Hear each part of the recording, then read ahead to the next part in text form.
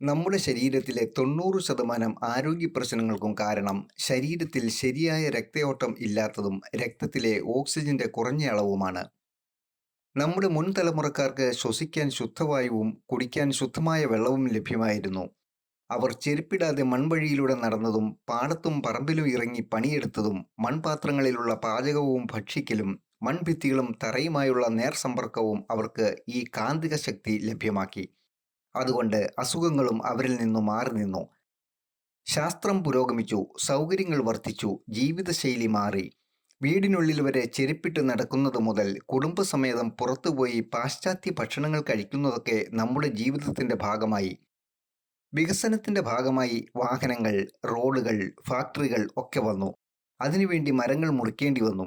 Business മത്സരത്തിൽ കമ്പനികൾ അവരുടെ ഉൽപ്പന്നത്തിന്റെ ഗുണമേന്മയേക്കാൾ ലാഭത്തിലായി ലക്ഷ്യം. ചുരുക്കത്തിൽ നമുക്ക് ശുദ്ധമായ വായുവും വെള്ളവും ആഹാരവും കിട്ടാതെയായി. അങ്ങനെ രോഗങ്ങളും വർദ്ധിച്ചു.